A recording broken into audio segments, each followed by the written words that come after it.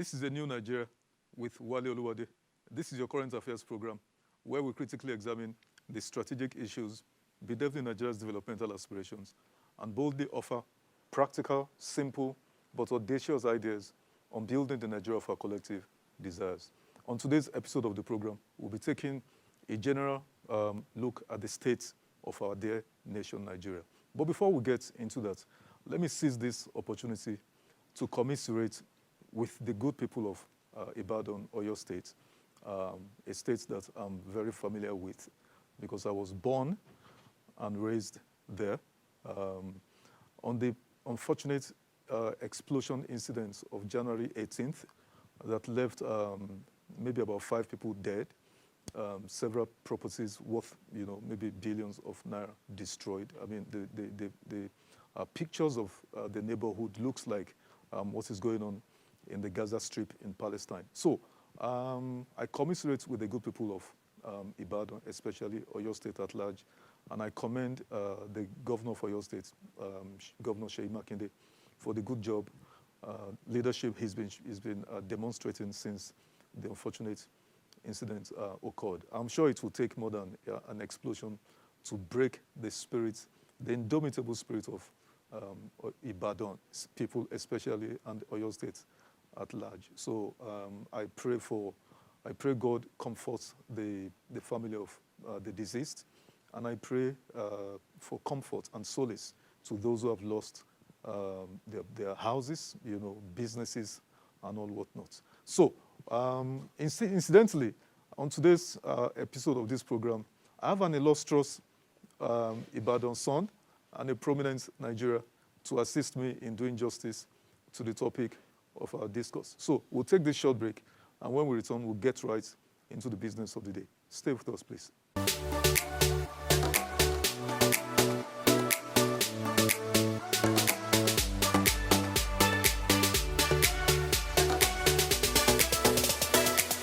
Welcome back. My guest today is Barrister Adebayo Shittu, a one-time Attorney General for your state, and also under President Muhammadu Buhari from 2015 to 2019, Honorable Minister for Communications.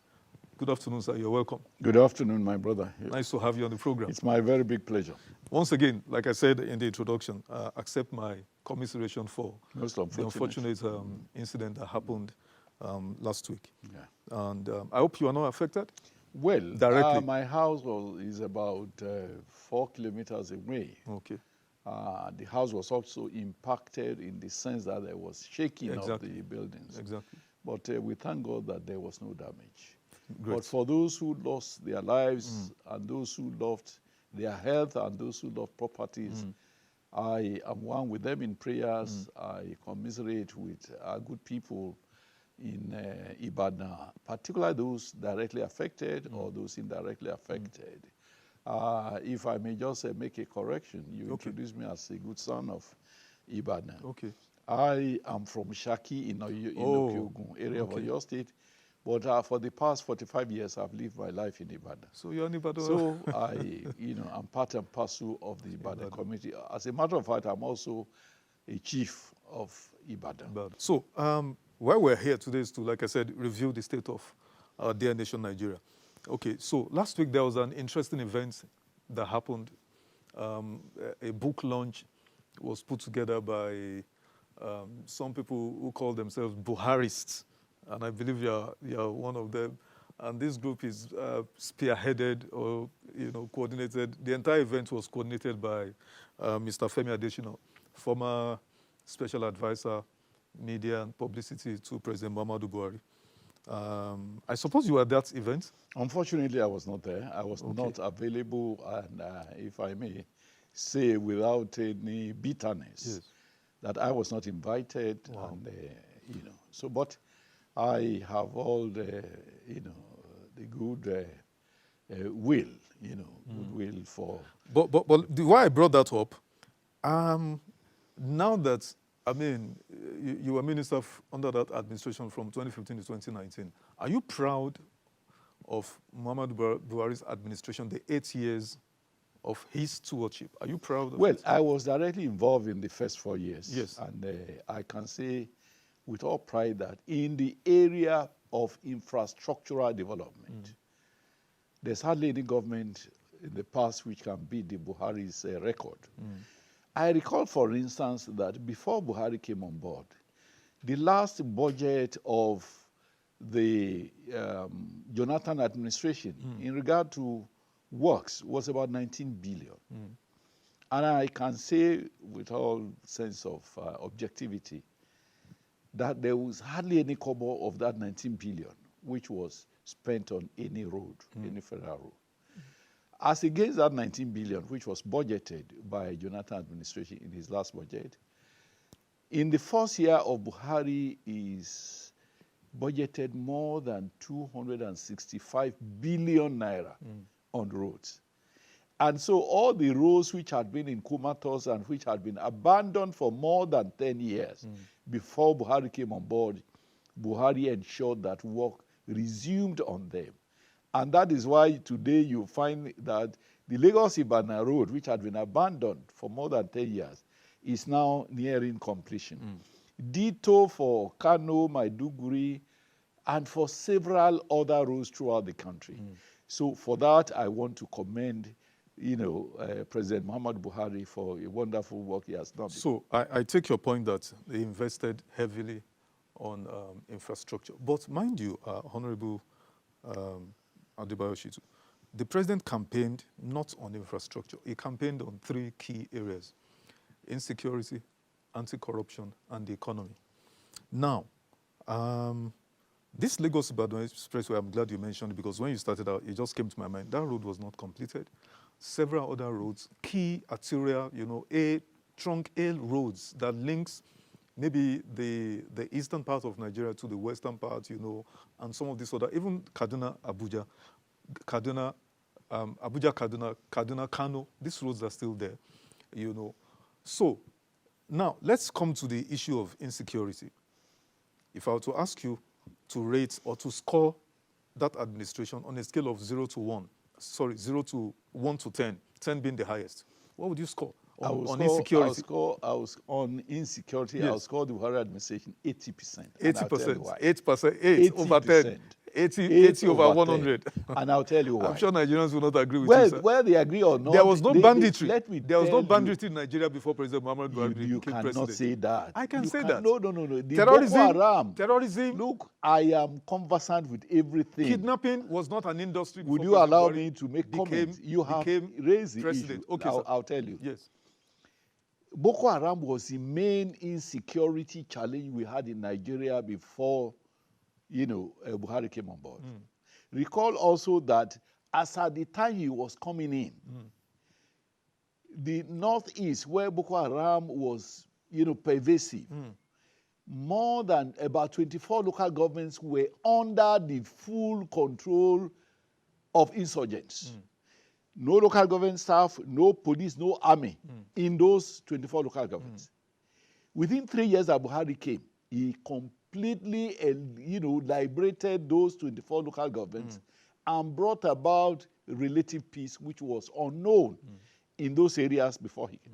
If you go to Borno now, they will tell you that they owe a lot of their peace that they are enjoying to Muhammad Buhari. Then what's happening in Yobe, in Zamfara, in Katsina, in Kaduna, in Kano? What is going on there? I am telling you, I am coming. Now, what happened in the northwest of Nigeria?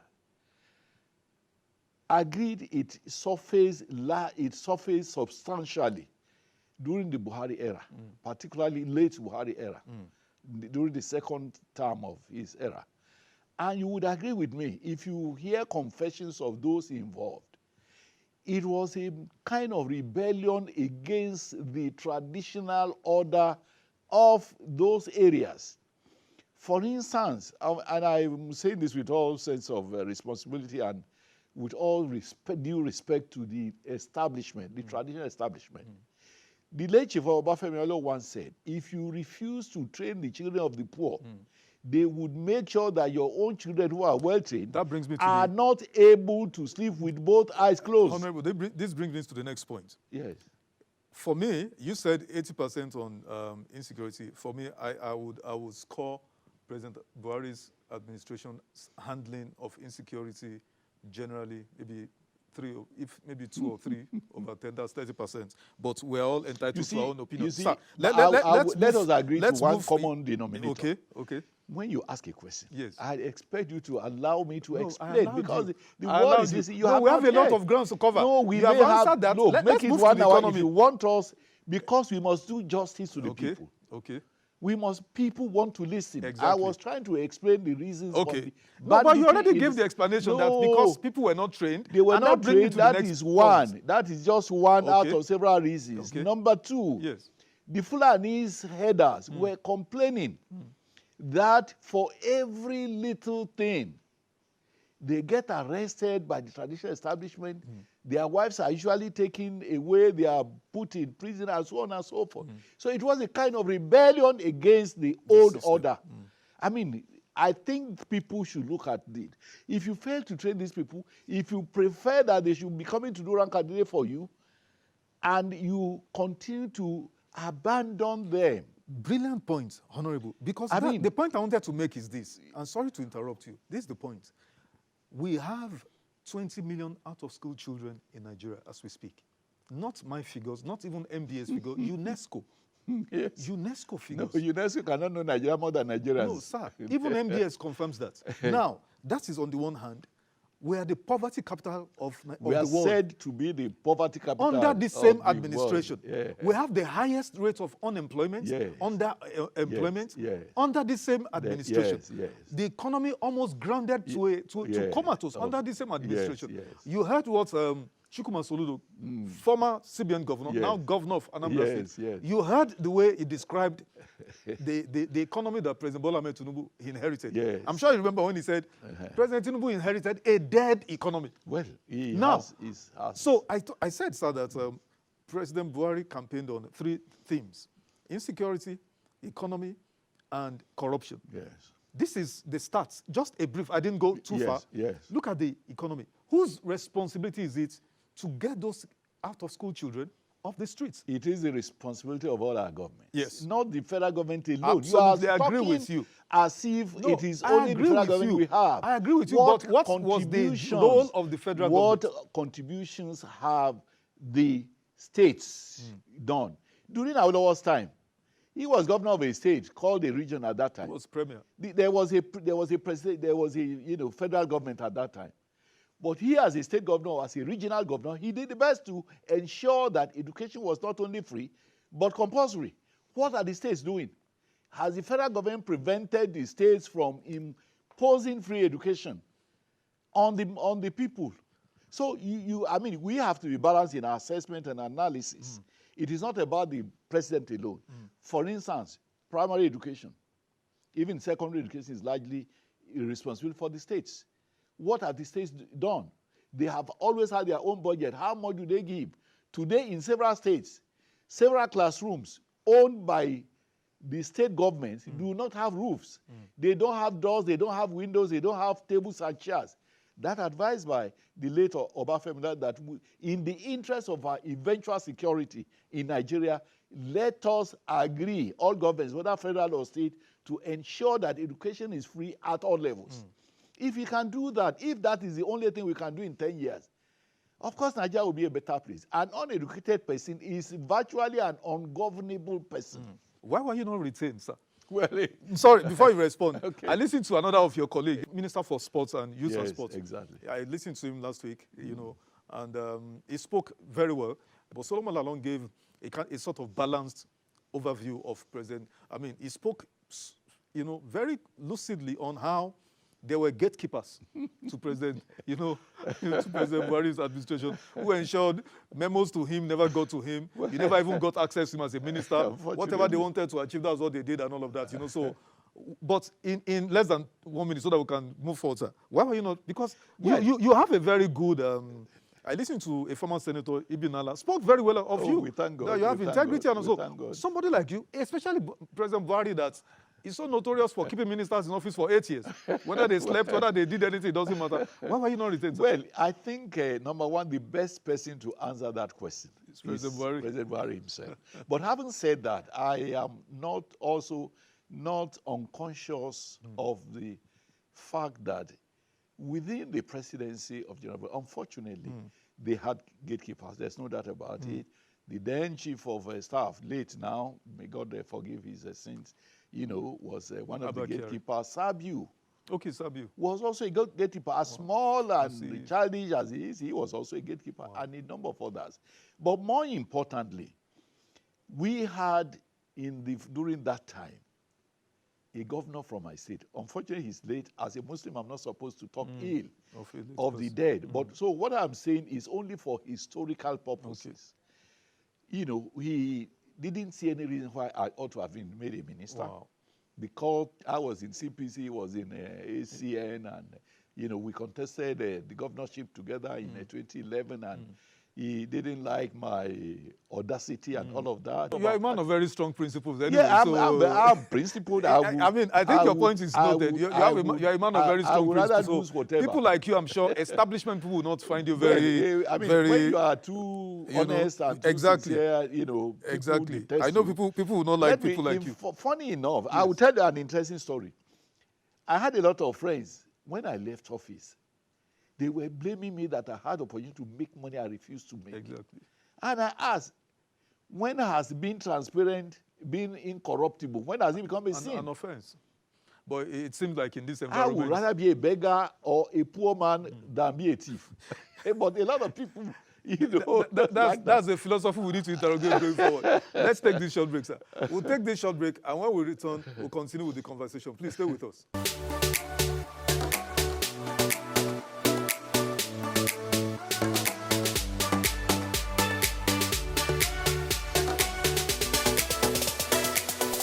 Welcome back. Honorable, so before we went on that short break, we had reviewed your stewardship and the stewardship of President Buhari. Let's talk about the present dispensation. You campaigned vigorously for President Bola Ahmed Tinubu for his emergence as president. I saw a list of very, I would like to call them political heavyweights. You were able to gather them together.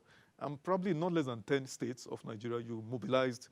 And I even realized that, I read that nobody gave you any money or anything. No, it was your personal funds. To me, but you did all of that. I did it. And then here you are, let me use the phrase, left in the cold, no reward. But that's not the point. The point I wanted to make is, are you not worried with the current state of, because it seems like we've moved from frying pan to fire. If I'm complaining about insecurity, the Economist gave out a report, the Economist of UK did a report last week. 3,600 kidnapped last year, 9,000 dead. Inflation is 29%, an all-time high ever in the history of Nigeria, 29%. And so on and so forth. Look at the exchange rate of the Naira. It has never been like this. I've never seen it. 1,000, about 1,000 official rates, 1,400 or thereabouts in the parallel markets. Are you not? Do you not regret supporting President? I cannot regret. I know that perhaps Nigeria would have been worse off. Do you think so? Yes, because you see, look at those who aspired for presidency at that time. The frontliners were Tinubu himself, Atiku, and Peter Obi. Yes. Looking back, what is the testimonial of each of these people? And Atiku would not have done better? I am coming. If you start from Peter Obi was governor of Anambra for 8 years. What is the remarkable legacy that he has in Anambra? He could not boast of any single thing. Instead, the best he could talk of was the fact that he helped Anambra people to save their money. You see a bank, was he supposed to save money or use it for development of the state? Take Atiku. The best testimonial, in the first case, Atiku has never been head of any government in this country. So the best testimonial, so there's no legacy that you can, it was the vice president of the government that is still referred to as the best in these 24 years of this republic. The vice president is not the president. He has never been head of government. Yes. With due respect to all vice presidents. Yes. So the buck stopped with the president. Atiku, the best testimonial that Atiku has ever had is that of his former boss, Olusegun Obasanjo, who, No. made That would not be a terrible fair remarks comment. about Honorable, him. that would not be a fair Now comment. talk of Tinubu. Yes. For his 8 years and thereafter, you agree with me that he changed the face of Lagos. And a simple example I can easily give, which you would remember. Before Tinubu became governor of Lagos State, the Atlantic Ocean in Victoria Island was threatening to swallow the whole of of Victoria Island. But that's still continuing. It's still a threat. Let me tell you, for somebody who from nothingness was able to involve an Atlantic city in the heart of the ocean. I think the major achievement of the Tinubu administration There were several. is improving the revenue profile. Several, of which the were state. used to develop, to create more roads, to create more schools, I want you create more to infrastructure answer and all of this. that. I want you to answer this, sir. One of the ways I've been very critical of President Tinubu's administration is in his globe-trotting, ostensibly seeking for foreign direct investments. If you go on my YouTube channel, I've done maybe the last 6 or so episodes. I've dealt with that issue, and I've advised by the way, if anybody wants President Tinubu to succeed, I want President Bola Ahmed Tinubu to succeed. I'm a Nigerian. That's it. I don't have another passport. It's a duty on you. I have no other passport. I'm a Nigerian. I've had duty. opportunities to leave, to emigrate. I'm staying here. Yes. So I want him to succeed. Okay. That is why I put my soul and heart into this program. Use my skills as a consultant to come up with ideas on how we can govern this. But it seems to have fallen on deaf ears, as it were. So I have advised the president should sit down and provide governance in the Awolowo model. Now, sir, you know one thing that happened? The Secretary of State in the United States just left Abuja, I think yesterday he visited. And this is what he said, that there are many American entrepreneurs, investors, who are willing to come to Nigeria to invest. Yes. But 2 things, insecurity and corruption. Is a deterrence. Yes. And that is the whole idea of what I've been saying. Yes. President Bola Ahmed Tinubu, sit down here, provide governance and leadership, and cleanse the system. What do you say to that, sir? I think, with due respect to you, I think you have been most uncharitable to President Tinubu. How, sir? By referring to his, visits. Globetrotting. I could have used a different... whichever you use, yes. I am here to correct you. Okay. Recall that he had 4 major travels. They are more than that. Eh? They are more than that. Come in. He was not going on a fun-seeking, travels. He was in South Africa. He was in India. He was in Dubai. He was in Saudi Arabia, and he was in the U.S. And you would agree, if you appreciate that he went, and all of these he had opportunity to sell Nigeria to the international community. The question is, where is the money? Lot of commitments. After they months, will not where is come the and money? give you the money. Those who have been convinced to come, there are a lot of steps to take for them to come. A student of the Awolowo School of Politics. I'm a graduate of that school. We are a student. I'm a devoted student, but you're a graduate. Okay. I'm a graduate of that school. So that brand of politics is purely human development center. Exactly. We believe human beings are the ultimate assets of any society. Of attraction. So you build the human beings, they build the society. Yeah. In this 2024 budget, President Bola Tinubu's administration has budgeted 38 billion, 28 billion for buildings. His building, Vice President building, 10 billion extra to digitize those buildings, rather than education. Is that Awolowo's brand of politics? Budget for education. Is that Awolowo's brand of politics? Let me tell you. Yes. You are talking of an Awolowo, a sage who lived some 60, 70 years ago. Yes. That is the gold standard of leadership in Africa. I wish every Nigerian is also a graduate or student of our School of Politics. I mean, I met several times with the late Chief for Bafemi. 2 more questions, sir. Directly from him. And you see, if you are taking the budget, let us take it holistically. Let us compare what he has budgeted. We have budgeted 12% on defense, rather than what health and education got is way below what defense got. Can health and education thrive if defense of Nigeria is not guaranteed. Brilliant question, sir. But what is feeding the insecurity? These children that are uneducated. They have to. You see, but we have a problem on our hand. Yes. And you won't say because, we need to do education, we need to do health, so you underestimate. In fact, if I have my way, the police, we don't have enough police for Absolutely. But, sir, I think you've made your point. Let me throw in these two quick. The anti-corruption, I admire President Tinubu. He didn't campaign on anti-corruption per se, but I can see efforts in that area. So the female minister for humanitarian affairs and poverty alleviation is in the eye of the storm. And then she's been suspended. Good, brilliant step by Mr. President. And then, but the male counterpart, Mr. Olubumi Tunji Ojo, is involved in a clear case of conflict of interest. I mean, from prima facie, that's what lawyers call it, prima facie, what we can see so far. Why was it not suspended? Well, the question cannot be directed at me. And I know you have made issues about some of these female ministers. What's your take on this? In 1.5 minutes. The investigation is still ongoing. Yes. The investigation. But why is the male minister not suspended? Why is Mr. Tunji Ojo not suspended? Was the male minister the one who gave out the contracts? But he got the contract. Was the one who directed that money? Peddling. I am coming. Yes. Is he the one who directed that money should be paid into private accounts? Could that company have ever gotten that business if he was not the minister? It is still an ongoing issue, which I believe would be investigated appropriately. Okay. Let me say this, Yes. I know that President Tinubu was very lucky that he took action against Better Edu when he did. If he hadn't done that, he himself would have been in greater problem. So the fact that he did that as a first step and, get EFCC, put it into EFCC go and investigate and give me a report. Let us wait until that report is out. What would you say to President Tinubu if he's watching, or his advisors? If you were his chief of staff, what would you say to President in 30 seconds? What would you say to him? Well, I would, number one, commend him. Number two, I would sympathize with him, and I would remind him of the gargantuan nature of the Nigerian problem. And I believe one of the greatest problems we have in Nigeria, it is the issue of corruption. Corruption is all over government, not only with political office holders, with civil servants, with the police, with even the armed forces, and so on and so forth.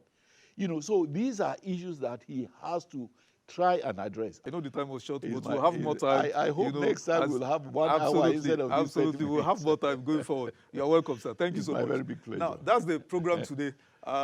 Thank you for spending your time with us. Visit my YouTube channel. Subscribe to it. Drop me a comment there. I'd love to hear from you. Follow me also on my X handle. And I'll see you next time. Bye for now.